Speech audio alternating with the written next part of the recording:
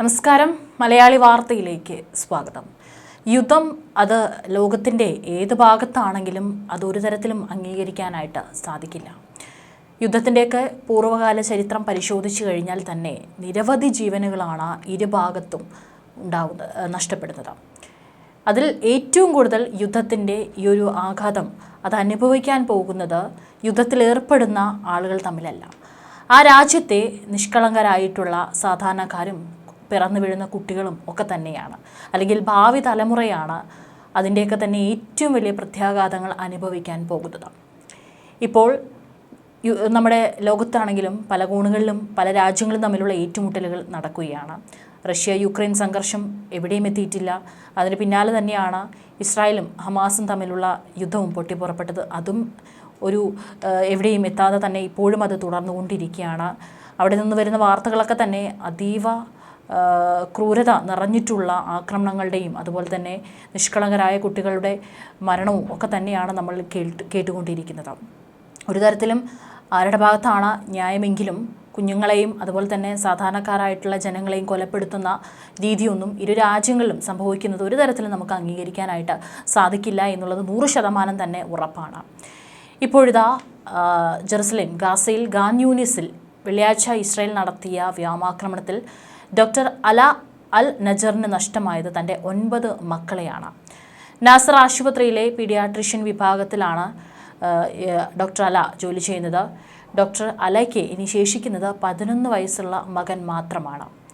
അതീവ ഗുരുതരമായി പരിക്കേറ്റ മകനെ ശസ്ത്രക്രിയ ചെയ്തതും സ്വന്തം അമ്മയായിട്ടുള്ള ഡോക്ടർ അല തന്നെയാണ്. അവരുടെ ഭർത്താവും ഡോക്ടറുമായ ഹംദി ഗുരുതരമായി പരിക്കേറ്റ് ചികിത്സയിലാണ്.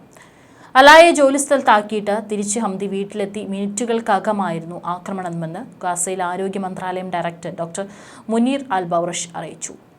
9 മക്കളാണ് നഷ്ടമായത് ഒറ്റ ബോംബാക്രമണത്തിൽ. വെള്ളിയാഴ്ച ഇസ്രായേലിൻ്റെ വ്യോമാക്രമണത്തിലും 70-ലേറെ പേരാണ് മൊത്തത്തിൽ അവിടെ മരണപ്പെട്ടത്. ഇതിലാണ് ഡോക്ടർ അലയുടെ 9 മക്കളുടെ ജീവൻ നഷ്ടപ്പെട്ടതും. അതിൽ ഒരു മകൻ മാത്രമാണ് അതീവ ഗുരുതരാവസ്ഥയിൽ ഇപ്പോൾ ചികിത്സയിൽ കഴിയുന്നത്.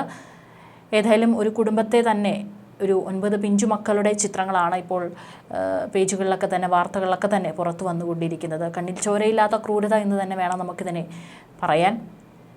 70-ലേറെ പേരാണ് ആ ഒരു ദിവസം മാത്രം 24 മണിക്കൂറിനിടെ കൊല്ലപ്പെട്ടത്. ശനിയാഴ്ചയും 15 പേരും ഗാസയിൽ 24 മണിക്കൂറിനിടെ ഇസ്രായേൽ നടത്തിയ ആക്രമണത്തിൽ 10 കുട്ടികളടക്കമാണ് 79 പലസ്തീൻകാർ കൂടി കൊല്ലപ്പെട്ടിരിക്കുന്നത്. ഈ കൊല്ലപ്പെടുന്ന കുട്ടികൾ കൂടാതെ എത്രയോ കുട്ടികളാണ് അവിടെ അനാഥരാകുന്നത് എന്നുകൂടി നമ്മൾ പരിശോധിക്കേണ്ടിയിരിക്കുന്നു.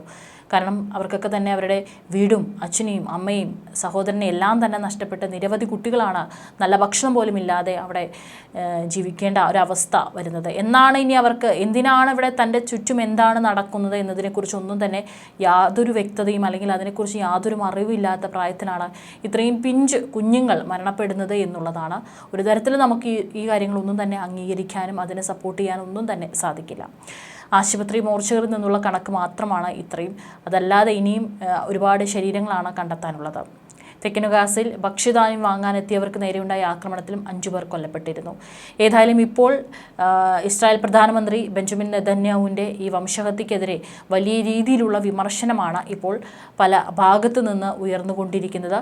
ലോകത്താരും തന്നെ കൂട്ടുനിൽക്കില്ല. കനത്ത ഉപരോധങ്ങളും വിമർശനങ്ങളുമായി സഖ്യകക്ഷികൾ തന്നെ ആ രാജ്യത്തെ ഒറ്റപ്പെടുത്താൻ തുടങ്ങിക്കഴിഞ്ഞു എന്നുള്ള റിപ്പോർട്ടുകളും സൂചനകളാണ് പല യുദ്ധവിദഗ്ധരടക്കം നൽകിക്കൊണ്ടിരിക്കുന്നത്.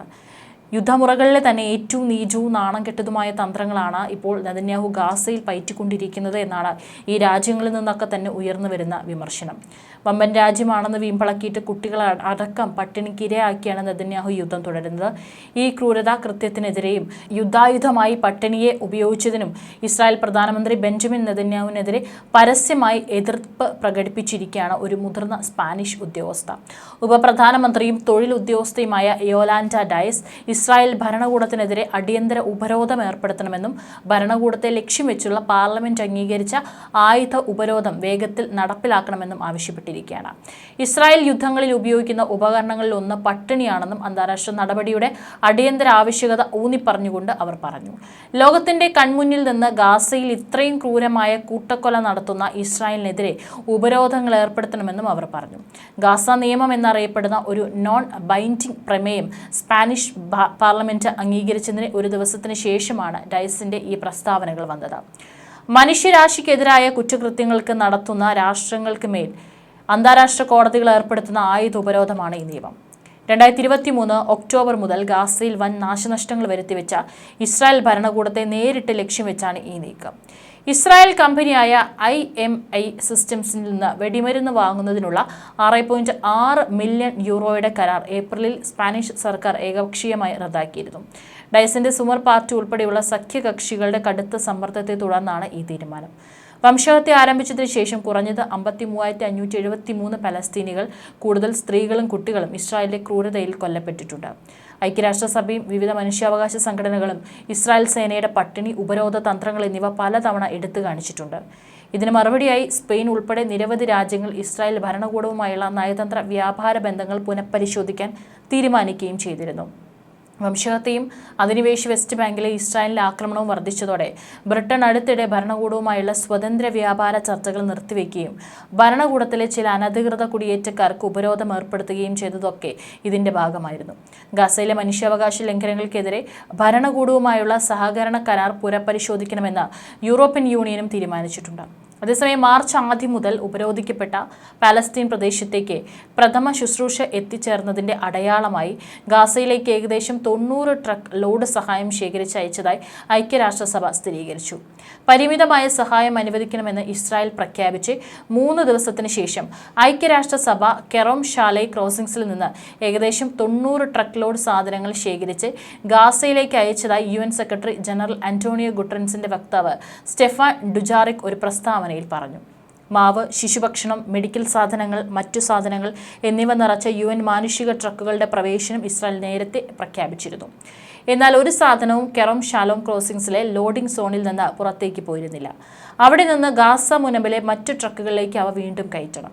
ഗാസയിലെ ദീർഘകാല ദാരിദ്ര്യം കണക്കിലെടുക്കുമ്പോൾ അരക്ഷിതാവസ്ഥ അനുഭവപ്പെടുകയും കൊള്ളയടിക്കപ്പെടാൻ സാധ്യതയുണ്ടെന്ന് തോന്നുകയും ചെയ്യുന്ന വളരെ തിരക്കേറിയ ഒരു പ്രദേശത്തുകൂടി മാത്രം പോകാൻ ഇസ്രായേൽ അധികാരികൾ UN സംഘങ്ങളെ അനുവദിച്ചതാണ് ഇതിന് കാരണമെന്ന് നേരത്തെ ഡുജാറിക് പറഞ്ഞിരുന്നു. എന്നിരുന്നാലും കടുത്ത ക്ഷാമഭീഷണി നേരിടുന്ന ഗാസയിലെ ജനങ്ങൾക്ക് സാധനം വിതരണം ചെയ്യുന്നതിന് മുൻപ് UN വെയർഹൌസുകളിലേക്ക് ഇവ എത്തിക്കാൻ ആദ്യത്തെ ട്രക്കുകൾക്ക് കഴിയുമെന്ന് അദ്ദേഹം പ്രത്യാശ പ്രകടിപ്പിച്ചു. വർഷാരംഭത്തിലെ 42 ദിവസത്തെ വെടിനിർത്തൽ സമയത്ത് ഒരാഴ്ചയും 4000 സഹായ ട്രക്കുകൾ ഗാസയിൽ പ്രവേശിച്ചതായി UN അറിയിച്ചിരുന്നു. യുദ്ധത്തിന് മുൻപ് ദിവസേന ഏകദേശം 500 ട്രക്ക് മാനുഷിക സഹായങ്ങൾ ഗാസയിലേക്ക് പ്രവേശിച്ചിരുന്നു. അതിനിടയിൽ കൊളംബിയ യൂണിവേഴ്സിറ്റിയിലെ ബിരുദദാന ചടങ്ങിന് തൊട്ടു പിന്നാലെ പാലസ്തീൻ അനുകൂല പ്രകടനക്കാർ സ്കൂളിന്റെ ഇസ്രായേലുമായുള്ള ബന്ധത്തിൽ പ്രതിഷേധിച്ച് അവരുടെ സർട്ടിഫിക്കറ്റുകൾ കത്തിച്ചു. പ്രസിഡന്റ് ഡൊണാൾഡ് ട്രംപിന്റെ ആവശ്യങ്ങൾ അംഗീകരിച്ചതിന് ശേഷം കൊളംബിയ സർവകലാശാല വിദ്യാർത്ഥികളിൽ നിന്നും പൂർവ്വ വിദ്യാർത്ഥികളിൽ നിന്നും എല്ലാം കടുത്ത പ്രതിഷേധങ്ങളാണ് നേരിടുന്നത്. ഫെഡറൽ ഫണ്ടിൽ നിന്ന് $400 മില്യൺ പിൻവലിക്കുകയും കൂടുതൽ വെട്ടിക്കുറയ്ക്കലുകൾ നടത്തുമെന്ന് ഭീഷണിപ്പെടുത്തുകയും ചെയ്തിരുന്നു. ബിരുദദാന ചടങ്ങിന് പുറത്ത് ഫ്രീ പലസ്തീൻ എന്ന മുദ്രാവാക്യം വിളിച്ചുകൊണ്ടും ഫ്രീ മഹ്മൂദ് ഖലീൽ എന്നെഴുതിയ പലസ്തീൻ പതാക പിടിച്ചും പ്രകടനക്കാർ ഒത്തുകൂടി. കൊളംബിയ യൂണിവേഴ്സിറ്റി ബിരുദധാരിയും കഴിഞ്ഞ വർഷം അമേരിക്കയിൽ ഉടനീളം ഗാസയിൽ ഇസ്രായേലിലെ വംശഹത്യ യുദ്ധത്തിനെതിരെ ക്യാമ്പസ് പ്രതിഷേധങ്ങൾ സംഘടിപ്പിക്കാൻ സഹായിച്ച പാലസ്തീൻ ആക്ടിവിസ്റ്റുമായ ഖലീൽ മാർച്ച് 8 ന്യൂയോർക്കിൽ അറസ്റ്റിലായിരുന്നു.